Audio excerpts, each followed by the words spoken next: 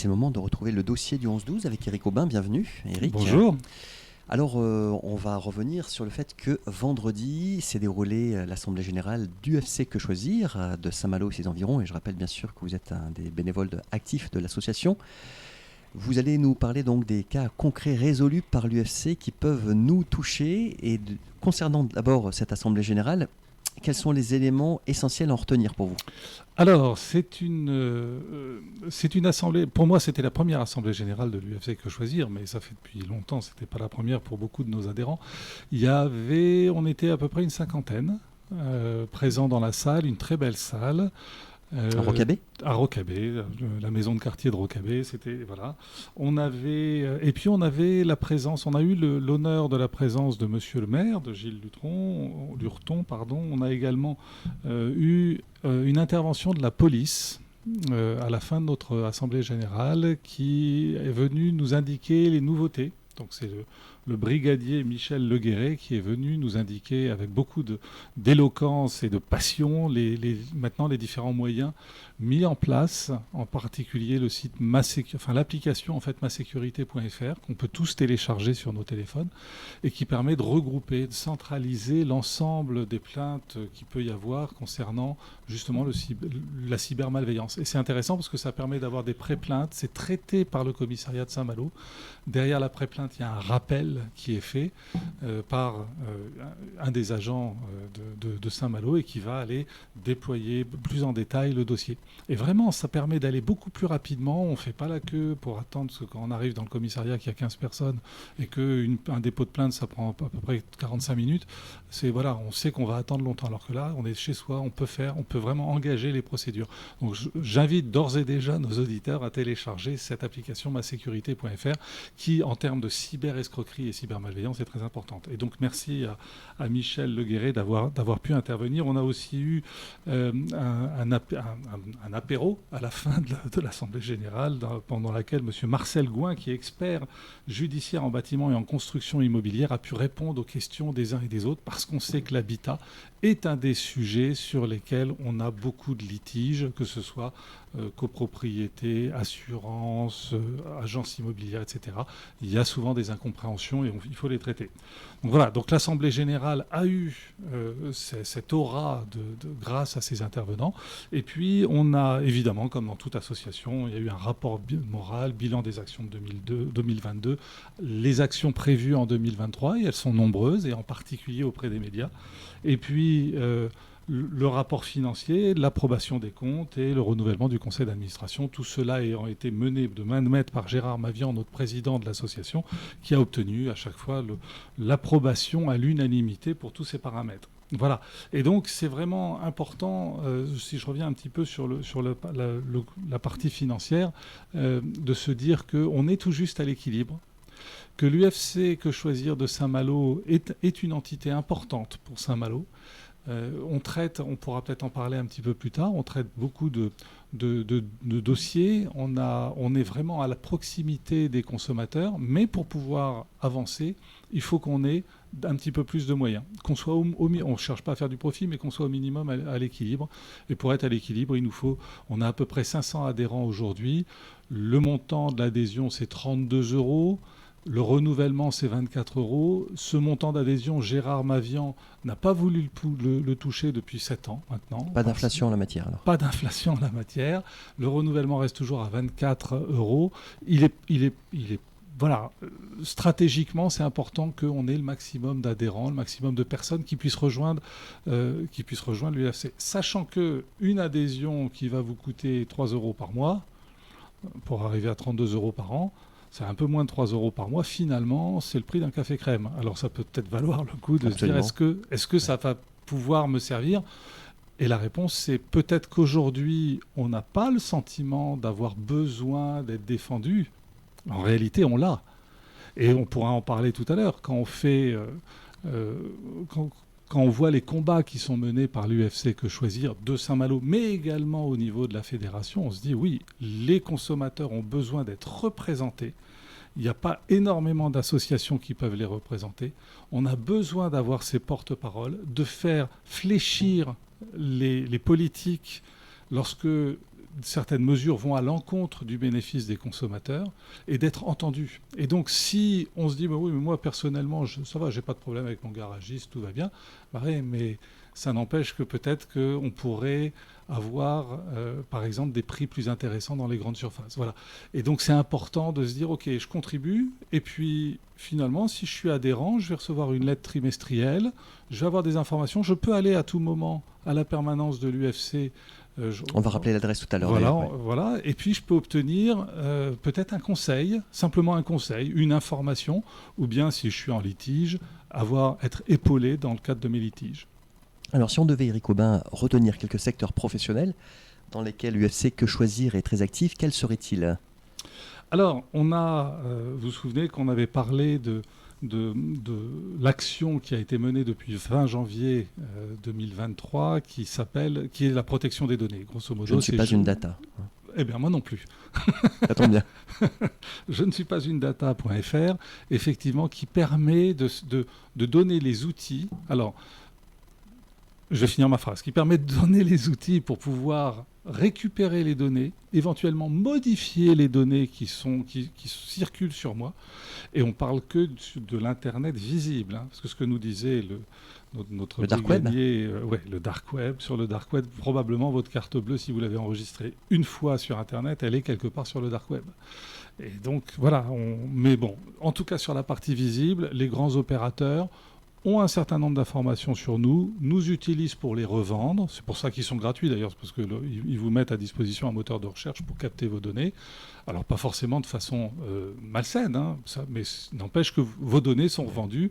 Et puis alors là, après, une fois que c'est revendu et revendu et survendu, on ne sait plus vraiment qui va s'en emparer et à quoi ça va servir.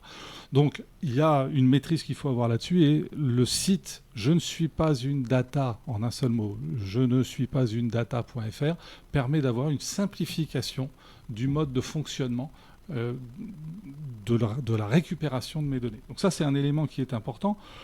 Évidemment, il y a tout ce qui est développement. On sait que la cybermalveillance va se développer. Là-dessus, on est très actif. Le cyberharcèlement, la cybermalveillance. Aujourd'hui, il y a une ouverture, une liberté d'expression, mais qui est parfois excessive et sur laquelle vont jouer un certain nombre de cyberescrocs. Et ils sont de plus en plus malins. En particulier pour les cyberescrocs financiers. Là, on reçoit des mails, il ne faut surtout pas... Encore une fois, hein, je le dis à chaque fois, on va le répéter, on ne clique jamais sur le lien qui apparaît dans un mail que je reçois ou dans le SMS que j'ai reçu. Voilà, on ne clique jamais sur un lien. On peut ouvrir le mail, on peut ouvrir le SMS, mais on ne clique pas sur les liens qui sont contenus. Voilà, ça, vraiment, protégez-vous avec ça. Il y a toutes les actions qui sont menées concernant l'environnement. Alors pour nous, c'était la pollution des plages. Alors on parle quand même d'un truc qui date de 1975, mais ça a été une des premières actions, une des premières grandes victoires de l'UFC Que Choisir, qui fête ses 70 ans maintenant, qui est la transparence sur la qualité des eaux de baignade. Et ça nous touche directement. Absolument. Il y a beaucoup d'éléments concernant l'alimentation, concernant les télécommunications. Vous savez, il y avait ce qu'on appelait le cartel des opérateurs, donc 3 opérateurs principaux sur le marché. Entente illicite, je crois. Entente illicite, exactement, qui s'étaient mis d'accord sur des prix, qui faisaient la minute indivisible, qui faisaient les frais lorsqu'on est à l'étranger, le roaming. Tout ça a été mis à mal grâce à l'UFC Que Choisir, en faisant intervenir un nouvel opérateur, donc une 4e licence d'opérateur, qui a réduit aussi les prix, parce que la concurrence, c'est bon pour le consommateur, et puis qui a éliminé et condamné d'ailleurs le cartel. Oui, parce que c'était au détriment du consommateur. Bien sûr, à partir du moment où tout le monde s'entend et où on est engagé sur des périodes longues, et il n'y a plus de concurrence, donc ils pouvaient s'entendre aussi pour faire augmenter les prix sans arrêt. Donc là, c'était une grosse victoire. Sur tout ce qui est banque et finance, il y a eu beaucoup d'éléments qui ont été gagnés. Sur la santé également, le logement. Enfin voilà, tous ces éléments peut-être... Alors je vais vous donner un exemple personnel. Moi, ma fille et son compagnon sont dans un appartement à Paris. Évidemment, ils sont jeunes, ils n'ont pas tous les réflexes. Le fait de pouvoir parler avec eux et que je puisse, au travers de l'UFC Que Choisir, leur donner un certain nombre d'éléments pour appuyer, quitte même à appeler l'agent immobilier qui gère l'appartement en lui disant « Écoutez, il y a une infiltration dans les murs parce que c'est visiblement pas bien calfeutré, donc c'est une passoire énergétique, on ne vous en veut pas ». Mais enfin, d'un autre côté, n'allez pas dire à ma fille que c'est parce qu'elle fait sécher son linge dans sa chambre que ça crée de la moisissure dans les placards, enfin dans les murs qui affectent les placards. Voilà, faut juste arrêter de prendre les gens pour des imbéciles, quoi. C'est en gros, et c'est vrai que rien que ça fait que le ton change complètement auprès de l'agent immobilier qui se dit ok, bon là faut que je fasse attention, je vais être clair, je vais être transparent, je vais donner des bonnes informations. Mais ça peut arriver à n'importe qui, à nous personnellement, à notre famille, autour de nous. On ne pense pas souvent assez à l'UFC Que Choisir. Voilà. Et puis si on est encore plus près de nous, il y a eu 250 sur 2022, il y a eu 252 dossiers qui ont été traités, qui ont été clôturés. Il y en a eu 40% qui ont été gagnés, donc ça veut dire presque une centaine de dossiers pour lesquels on a obtenu gain de cause pour le consommateur contre, ou plutôt auprès du professionnel, qui soit était un petit peu aveugle, soit ne prenait pas les faits en compte, soit bloquait la situation, soit voilà. Alors, on s'aperçoit que dans votre action, il y a de la conciliation aussi au départ. C'est-à-dire Toujours. qu'au départ, il y a une communication, on engage le dialogue pour voir comment le professionnel en face se situe. Est-ce qu'il est de bonne foi ou de mauvaise foi? Est-ce qu'il reconnaît qu'effectivement, il y a une opacité éventuellement dans la communication, un vice? C'est ça? C'est ça. On a toujours ce premier rôle. On va parler d'une médiation, mais Ouais. vous savez que la médiation, c'est un recours quasi juridique. Avant d'entamer une action, on a recours à une médiation, ensuite un arbitrage, si on veut. Nous, on va être en amont de ça, c'est-à-dire que prenant en compte le dossier du consommateur, on va souvent l'amener, l'aider, le conseiller, l'orienter, lui permettre de comprendre, de bien simplifier sa problématique pour faire un courrier clair. Parfois, c'est nous qui allons téléphoner au service client, quand il y a un service client, et quand il est audible, parce que parfois ils sont tellement loin qu'on ne comprend pas. On en a parlé la semaine dernière. Ouais. Et on va prendre le temps d'éclairer la situation au maximum. Quand on a affaire à une grosse entité, c'est compliqué, mais quand on a affaire à un professionnel local, très souvent, il comprend qu'il faut qu'il prenne le dossier en main, et qu'effectivement, on n'est pas là pour lui nuire, au contraire, on est là pour aider la résolution d'un conflit avant que ça aille plus loin. Mais c'est vrai que les professionnels sont sensibles au fait que si leur client malmené est venu nous voir, il n'y a pas non plus de fumée sans feu, c'est que quand même, il va y avoir quelque chose qui va se passer si lui ne fait pas preuve de bonne volonté. Et c'est un appel à la bonne volonté finalement qu'on fait. Ensuite, si ça se passe pas bien, ou si vraiment il ferme tout et qu'il veut rien entendre, on va monter la pression, on va passer sur une action de médiation, courrier recommandé, éventuellement un arbitrage, et puis ensuite, voilà, peut-être que notre adhérent décidera d'aller porter plainte en tant que client au civil pour un dommage commercial. Alors Eric Aubin, est-ce que vous pouvez nous donner des exemples de dossiers traités par l'UFC Que Choisir de Saint-Malo et de ses environs, on le rappelle, en ce qui concerne le logement en particulier? Alors oui, on en a. Il faut savoir que dans les dossiers qu'on a traités, les plus gros litiges c'est 25% quasiment des dossiers concernent le logement, la copropriété et l'immobilier. C'est quand même beaucoup. Oui. Moi, je pensais en fait, un quart. J'imaginais que ce serait plutôt finance, banque, assurance qui viendraient en tête. Ben non. En fait, ils viennent même pas du tout en tête. Juste pour l'information, c'est d'abord immobilier, logement, copropriété. Ensuite, c'est les services marchands qui sont grosso modo 20%. Les assurances et les banques ne viennent avec 14% qu'en troisième position des litiges que nous avons eu à traiter. Donc voilà, on en parle souvent plus que les autres. Puis ensuite, il y a la santé, l'automobile, les opérateurs de télécom qui sont... Alors, c'est important ça. Les opérateurs en télécom, si vous avez un souci avec votre opérateur de télécom, venez à l'UFC Que Choisir, devenez adhérent. 32 € par an, ça va résoudre le problème. Vous rentrerez vite dans vos frais. Oui, et on a des lignes dédiées avec chacun des opérateurs principaux qui font qu'un problème peut être réglé grâce à nous et à la ligne dédiée en 3 semaines, 2 semaines ou 3 semaines, au lieu de prendre 3 ou 4 mois avec toutes les complications qui peuvent arriver lorsqu'on appuie sur Internet, voilà. Et donc c'est vraiment important de savoir parce que c'est une spécificité qu'on a. Et alors sur l'habitat, on avait une histoire proche de chez nous. Près de Dole de Bretagne. Oui, c'est ça, exactement, avec un couple qui loue une maison depuis 2007, qui ont constaté la panne du système de chauffage en 2020. Donc ils se tournent vers le gestionnaire, puisqu'ils sont locataires, donc ils se tournent vers le gestionnaire de location. Ils demandent ils expliquent le problème. Ils disent, on aimerait bien quand même avoir une réduction du montant du loyer, puisque la prestation n'est pas conforme à ce que nous devons payer initialement. Et c'est d'accord, l'agence est d'accord et ça leur est accordé oralement. Et puis, il faut savoir aussi qu'il y a un mauvais état général de la maison, il n'y a quasiment pas d'isolation, passoire thermique à nouveau. Voilà. En janvier, ils reçoivent malgré tout un rappel de loyer et de charges qui se monte à 8 435 €. Donc on est loin de l'accord oral. 8 435 €. Donc là l'adhésion elle est vite amortie. Et il n'est plus question de réduction de loyer, évidemment. Donc le couple se tourne vers l'association locale de Dole pour solliciter notre aide et nos conseils, et parce que, évidemment, ils sont pas en mesure de pouvoir subvenir à une dépense de ce montant-là. Tout d'un coup, brutalement, on leur dit il faut que vous payiez 8 500 €, c'est beaucoup.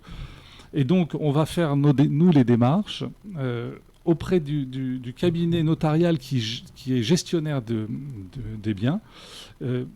Il y aura une conciliation qui sera provoquée au mois de février, donc on n'est pas sur du 6 mois, là on est sur un mois plus tard. Il y a une conciliation qui est provoquée. Du fait de cette conciliation, un nouveau protocole de financement qui est conclu. Le loyer passe de 650 en gros à 570 € par mois. Donc, ce qui est appréciable. Ce qui est appréciable.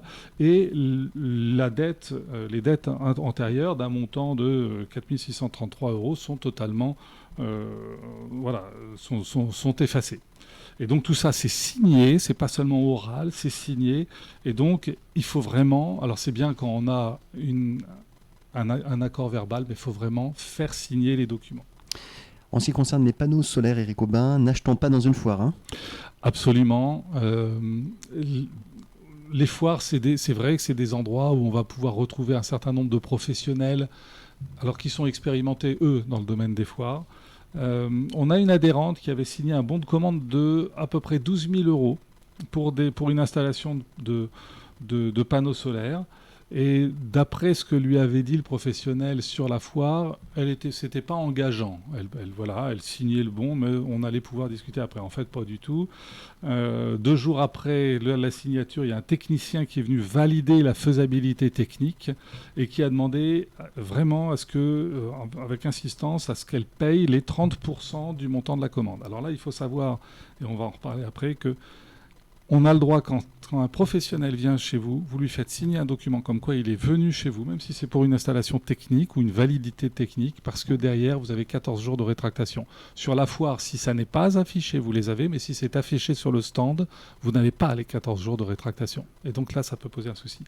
Donc, notre adhérente se retrouve face à une forte pression mentale, elle fait le chèque, et puis finalement, elle souhaite renoncer à l'installation et elle demande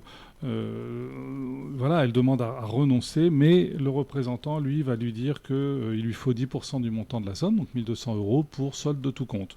Voilà, tant qu'à faire, il n'aura pas perdu complètement son temps.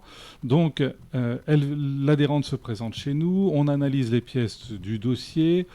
En fait, il manque tellement d'éléments qu'à ce stade, on constate que ça ne peut pas être un contrat, mais c'est un simple projet, d'où peut-être le fait que le professionnel avait dit que ce n'était pas engageant. Et puis, il y a beaucoup de conditions suspensives qui ne sont pas verrouillées. Il faudrait que ce soit sous réserve des plans, de la solidité des existants, des autorisations administratives, etc. Finalement, tout ça s'enlise.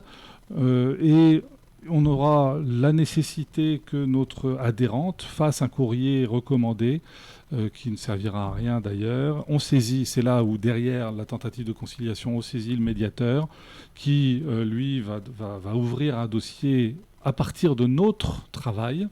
Et il y aura 6 mois à peu près d'échanges téléphoniques, il y aura un protocole transactionnel qui sera signé et l'adhérente va être remboursée de 70%. On était prêt à aller plus loin. Elle dit ok, c'est bon, écoutez, on en reste là, on arrête, je veux plus en entendre parler, on arrête là. Voilà.